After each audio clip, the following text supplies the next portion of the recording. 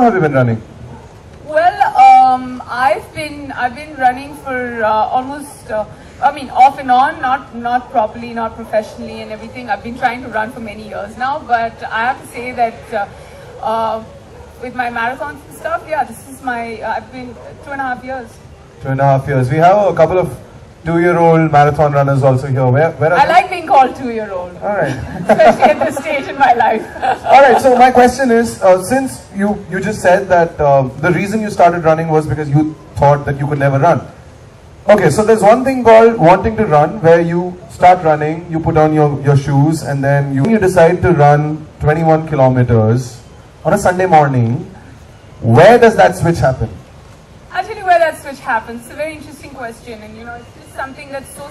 It's just. I remember the first time. I mean, I cannot lie to all of you because unfortunately, Brinston's sitting right here, and anything I say, he's just going to be like, "Oh, she's a liar." But I'm going to be completely honest. The first time I thought I'm going to run the marathon, and I thought, if I've got to do it, I've got to do it the right way. There are 3 things that you need to run the marathon. You've got to be prepared, you've got to be prepared, and you've got to be prepared. There is no other way. There is no way you'll finish that marathon if you're not 100% prepared, because you hear really scary stories about people not making it, and it's a marathon. It's always a good idea to run, because if you're walking, it doesn't make sense. As much as you tell everybody else, no, I walked halfway and then I ran, that kind of stuff doesn't make any sense.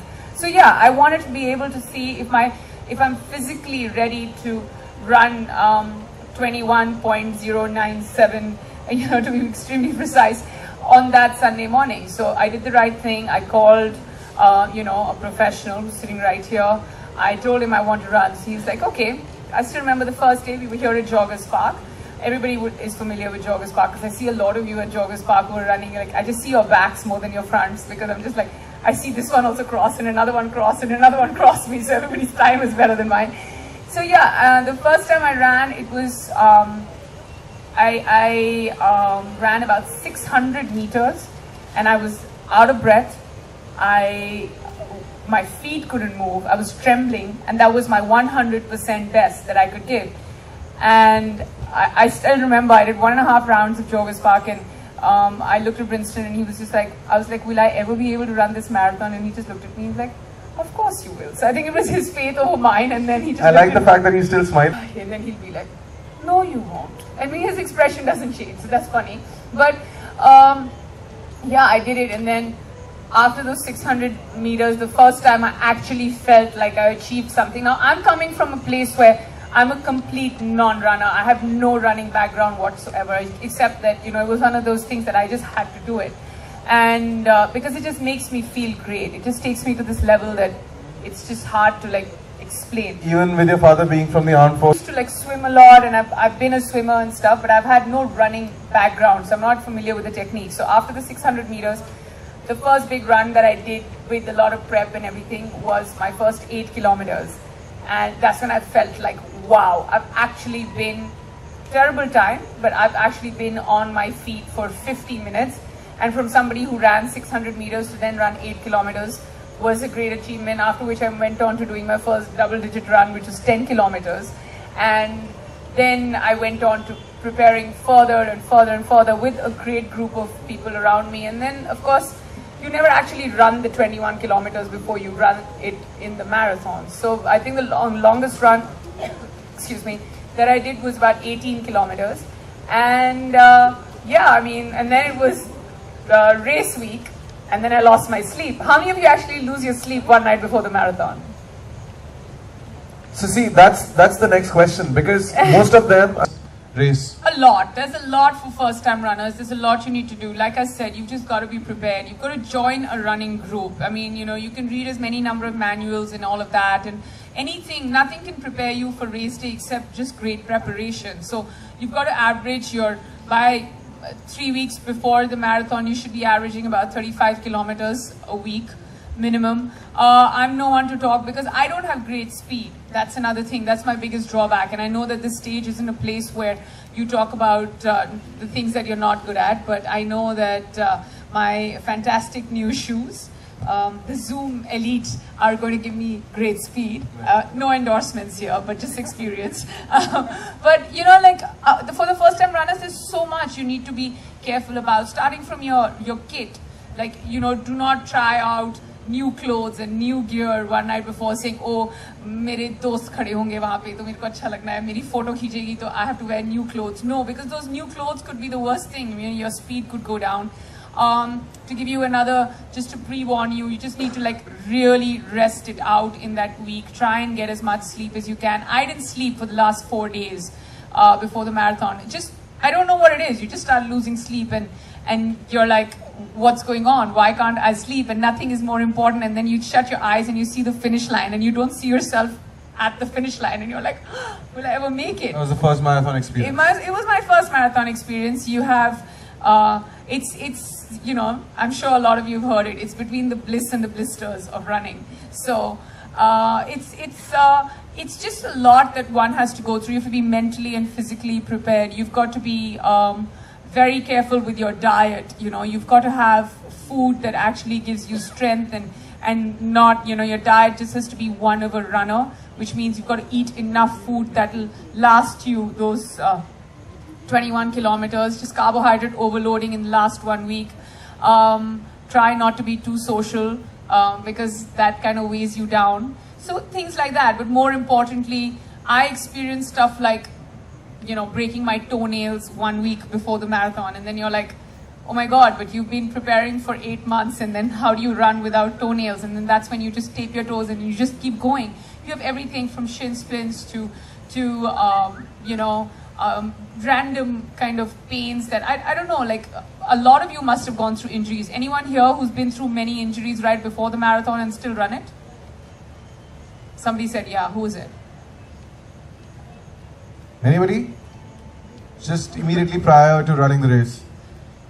Well, to give you my experience, my calves kind of start getting really sore, but then you hydrate and you go to the right people and make sure it's done. But you know what? Just run the race. There's nothing more magical than actually crossing the finish line and then just feeling like you're the one who's done it, because it's your own race and it's nobody else's time. It's not a competition. Something I want to tell you all, I'm sure a lot of you people have already run this.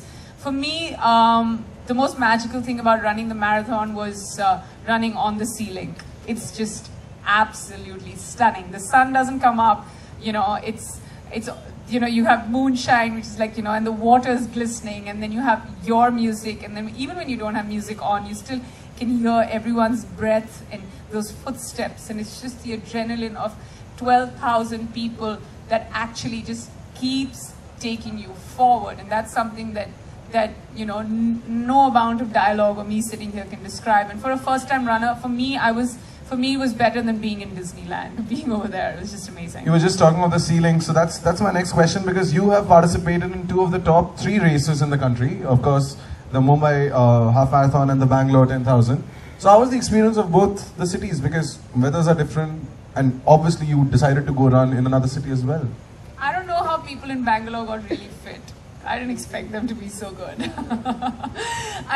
kind of let me down, because there was a point where I was like, you know, Bangalore's like, you know, you need to come back to the start. The start and finish is the same, you know, it's pretty much a circular race. So by the time I was like on my 4th kilometer, I saw people, they were running backwards. Like, I was like, did they jump the line? What did they actually do? But yeah, Bangalore suddenly got really fit on us. But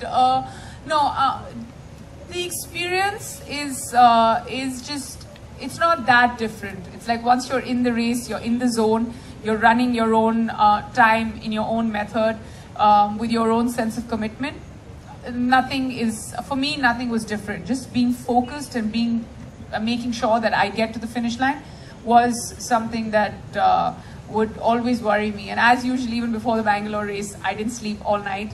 And Princeton was there with me, and I just called him at about 4:30 in the morning, and I was like, so should we run? And he's like, you know, you've come all the way.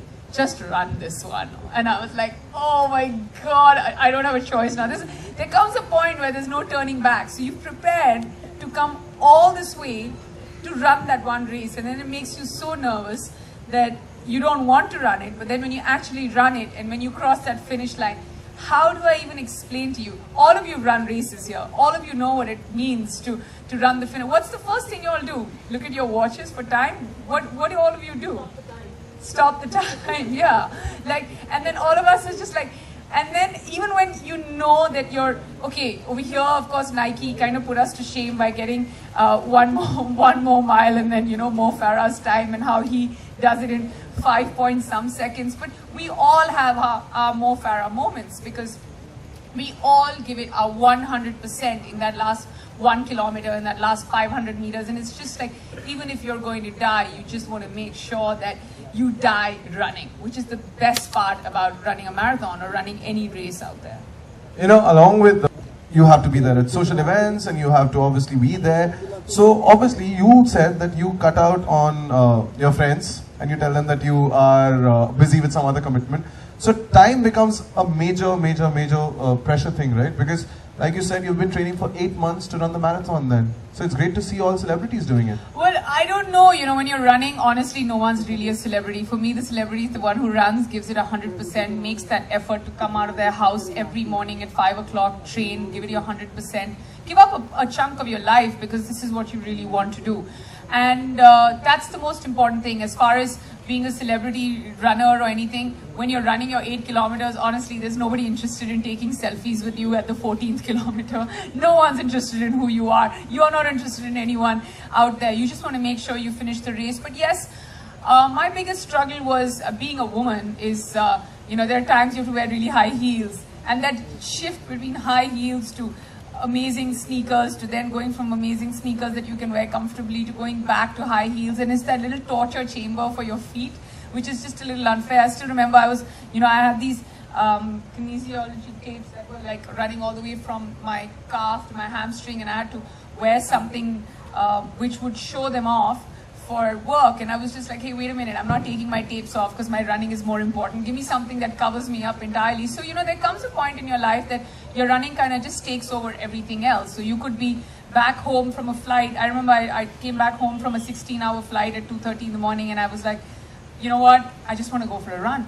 I just didn't want to do anything else. All I wanted to do when I'm on a plane also, I'm just craving, even if it's a small run, I just want to go out there for a run. And the best part, like I started by saying, that you're not running or racing against anyone. You're just doing it for yourself. And that feeling is just, everybody has different kinds of feelings when they're running. And the one that I have is just, you know, I have this space where I'm just, you know, it's just a certain sense of emptiness, which just fills a void. I don't even know how to explain it, but it's just the most beautiful feeling. And you know, there's this brought it up because even looking at the men's to women ratio sitting here, I'm assuming a lot of them have come and gone. It's just a little low, but I have seen over the years that, you know, in the mornings as well, when I see, you know, we have our certain set courses, either you're running at Juhu Beach or you're running at Joggers or Mahalakshmi, so you pretty much know what all the other runners look like. This is something I want to just, you know, use this platform to tell everyone that, you know, it's not something that's just a man's sport. I feel that more and more women should come out there, run, more and more women should come out there and encourage not only themselves but each other and their friends, because it is a sport that does need more women to spread the word. And I feel like it's just one of the best ways of staying fit, and I just don't understand why as many women don't come out. But over the past 2 years, I've seen the number increase. I'm sure the number has been increasing over the years, and I've seen some of the best runners being women. So all you men, you better gear up and learn how to run better, because I've seen some women who are fantastic runners out there. So good on you.